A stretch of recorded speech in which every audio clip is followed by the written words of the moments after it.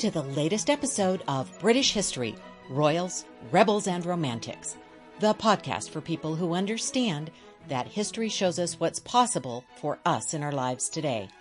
I'm Carol Ann Lloyd, your host and tour guide as we travel back in time.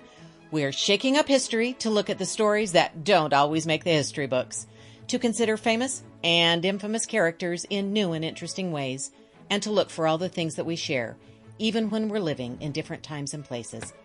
I hope you enjoy this journey through the royals, rebels, and romantics of Britain. Now, let's explore history together.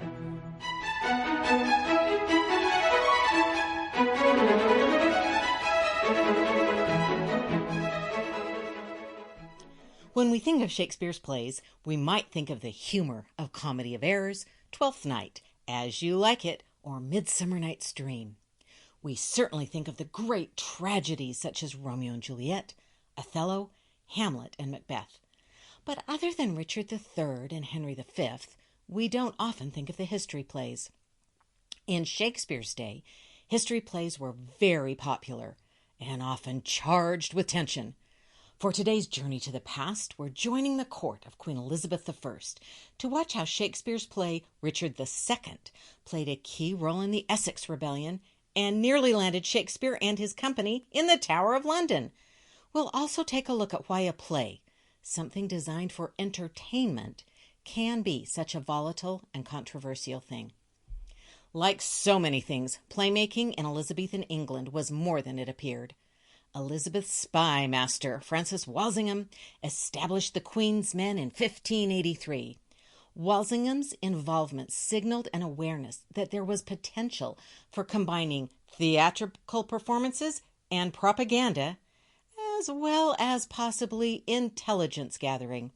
After all, at this point, players traveled through the country to perform. New plays could promote the message of the Queen's reign and the Tudor dynasty. The players and other members of the company could serve as amateur spies, listening and watching the goings-on in various households. Why was this important? In the face of Catholic rebellions and efforts to replace Elizabeth with Mary Queen of Scots, Elizabeth's reign continued to be vulnerable to Catholics in England and abroad. Walsingham was determined to do whatever it took to gather information about threats to Elizabeth and Protestant England. If you want to hear more about Walsingham and his vast spy network, check out the Tudor Spies episode of the podcast. So, history plays had a particular role in Elizabethan England to promote the Tudor dynasty and celebrate the reign of Elizabeth I. The story of Henry V, with his extraordinary victory at Agincourt and the celebration of England as a powerful nation, was an obvious choice. Shakespeare wrote about Henry V. But that wasn't his only history play. Shakespeare had other ideas. Throughout his career, Shakespeare explored ideas in unusual ways. He was especially interested in breaking down leadership and all the expectations people had of leaders. As you can imagine, in Tudor England, questioning leaders sometimes meant you literally lost your head. So Shakespeare used stories of old, previous, historic leaders to do his work. Take his play Richard II.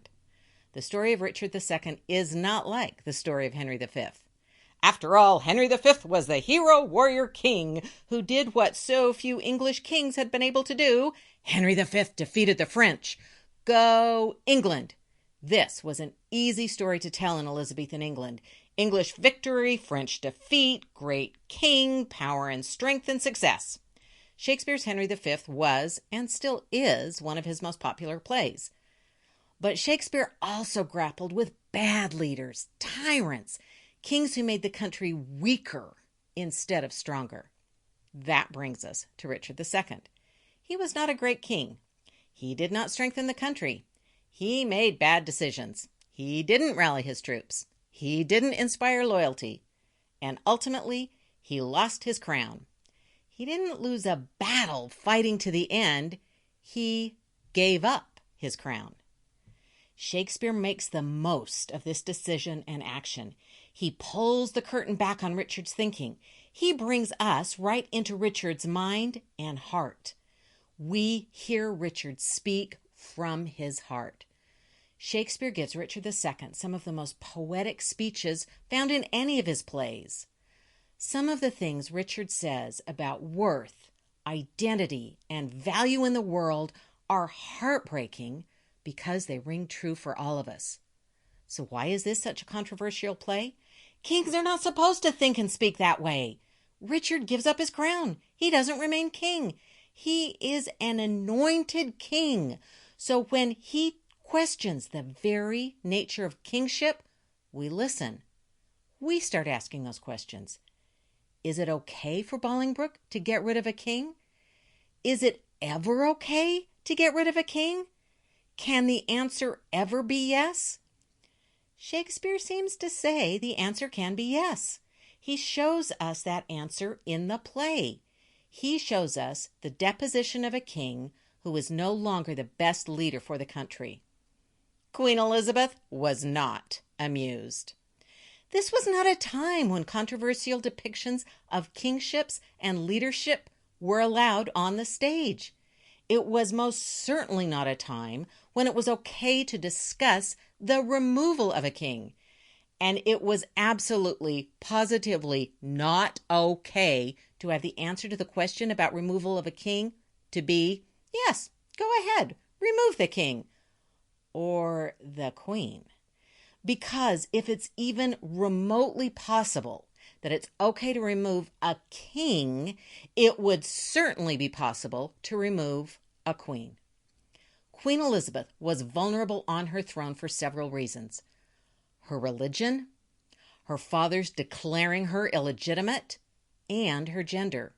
Richard II had none of these challenges. So if someone can remove Richard, it follows that someone most certainly could remove a non-Catholic and therefore heretical, illegitimate woman.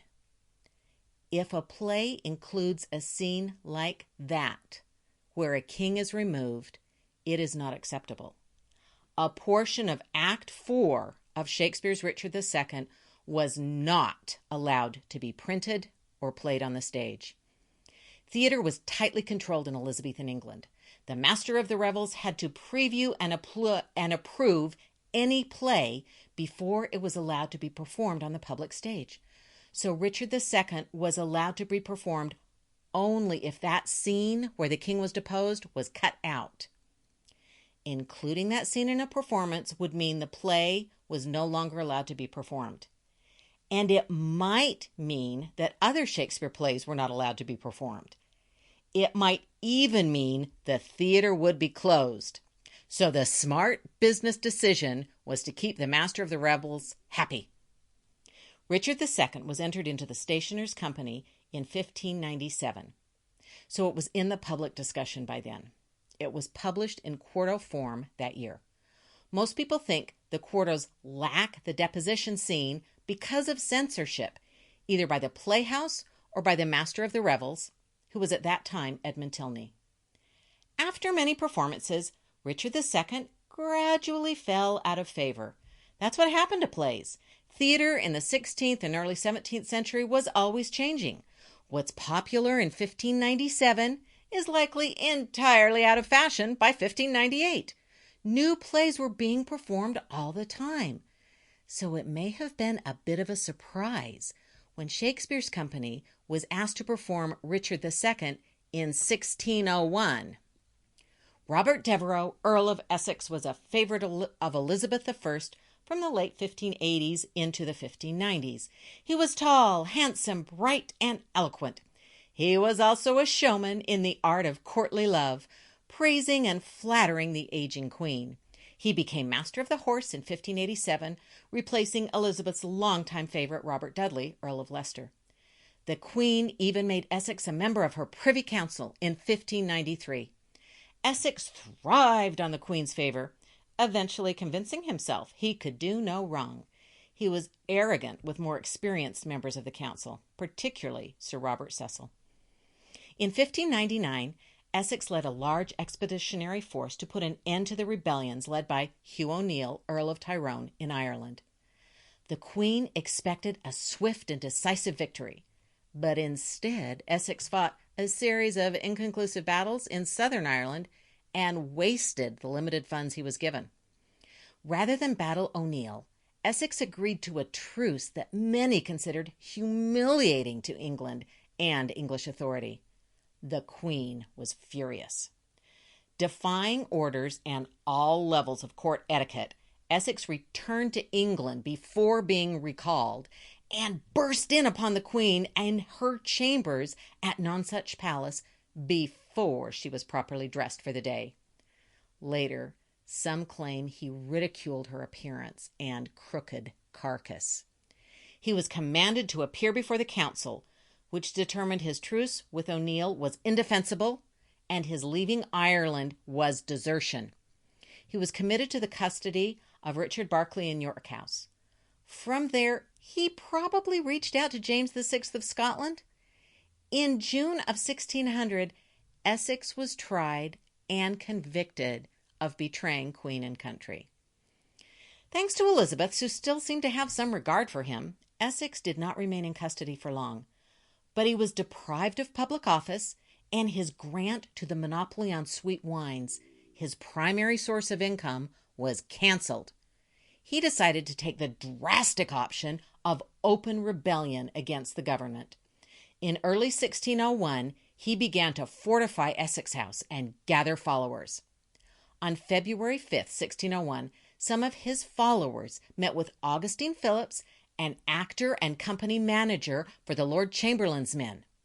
They arranged for the playing of Richard II with the deposition scene at the Globe Theatre. The play would send a powerful message about the dangers of wicked royal advisors and the possibility of removing a royal king.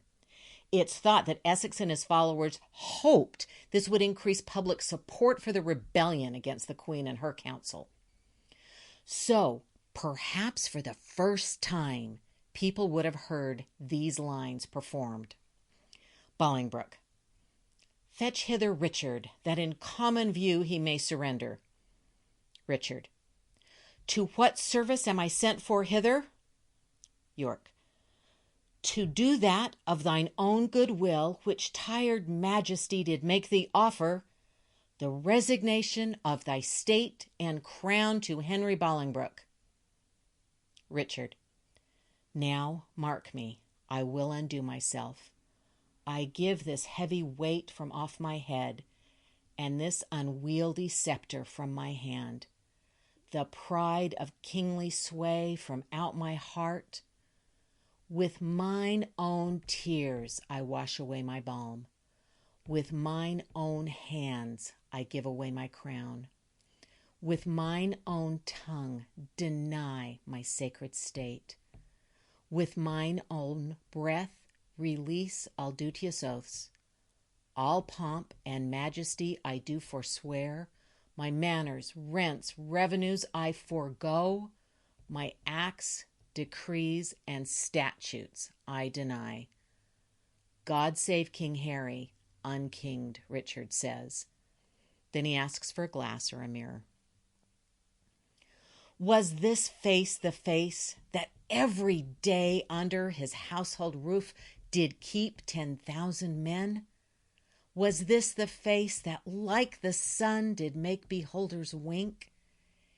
Is this the face which faced so many follies, that was at last outfaced by Bolingbroke? A brittle glory shineth in this face, as brittle as the glory is the face. He dashes the glass against the ground, shattering it. For there it is, cracked in 100 shivers. Mark, silent king, the moral of this sport, how soon my sorrow hath destroyed my face. Bolingbroke. Go, some of you, convey him to the Tower. Richard. Oh, good, convey. Conveyors are you all, that rise thus nimbly by a true king's fall. The day after the performance, February 8th, Essex and his supporters entered the city of London to demand an audience with the Queen. Sir John Leveson passed a barrier at Ludgate Hill. The public support Essex had wished for had not arrived to support him, apparently deciding they had something better to do that day. When Essex and his men tried to force their way through the barrier, at least one of their company was injured. Essex and his followers, outnumbered and already defeated, withdrew to Essex House. Soldiers arrested Essex and took him to the Tower. Hoping to distance themselves from charges of treason, Augustine Philip made a public statement a few days later. He explained that the company was paid an extra 40 shillings to perform this play, and that this particular play, Richard II, had been chosen by the patron. That seemed to satisfy the Queen and Council, and no members of the Lord Chamberlain's men were punished. However, at least one member who had met with Phillips to request the play, Sir Gellie Merrick, was hung, drawn, and quartered. Essex was found guilty of treason. He was executed February 25, 1601. It's said that the messenger who brought Elizabeth the news of the execution found her playing the virginals. When he told her of the death of her former favorite, she stopped playing and sat in silence. No one spoke. After a few minutes, she simply started playing again. But all of this certainly must have shaken the Queen. Elizabeth may have spent hours putting on makeup and wigs and gowns that were designed to convince everyone she was ageless and would reign forever. But she knew the truth. Her closest friends had already died. She had no heir. She must have often felt that she alone bore the burden of keeping her country safe, and that the burden was becoming more difficult for her to manage as the days and weeks and months and years passed. A few months after the death of Essex, William Lombard reported that the Queen had said, "I am Richard II. Know ye not that?" She was certainly aware of the vulnerability she shared with the unpopular and ineffective king. And she was certainly aware of the power of theater on the public and the political stage. How can the performance of a play about a former king be so controversial? How powerful is theater? Well, in Shakespeare's time, theater was one of the most common ways to bring people together. People of different stations in life were crammed into a space where the playwright's world vision was acted out in front of them. This was Tudor mass communication. And theater is just as powerful today. Consider Hamilton, a blockbuster of our time. It's no coincidence that the play has directly encountered two different political administrations. First, Lin-Manuel Miranda and members of the cast visited the White House and performed the emerging play for President and Mrs. Obama, as well as many others. Then, in a new administration that could not be more different, the cast of Hamilton was able to address the vice president who was in attendance. Through their performance and the words expressed afterwards, the cast asked him to pay attention to the story of the play and the fact that the story of America's history was being told by people of color in a style and rhythm that reflected their experience. Richard II was censored because theater is powerful. Censorship attempts to silence voices with messages that challenge those in power. It happened in Shakespeare's time, and it happens today. The story of Richard II and the Earl of Essex reminds us that art is powerful enough to be silenced, which means it is powerful enough it must be heard. Thank you for joining me to explore the controversies of Shakespeare's Richard II. Please join me next time as we look at family feuds with the exes and in-laws of Henry VIII. Thank you for listening. If you enjoyed today's podcast, please share with a friend. Do send any questions or comments. I'd love to hear from you where we should explore next. And please subscribe and leave a review. I'd really appreciate it. I'm so glad we could explore history together. Till next time.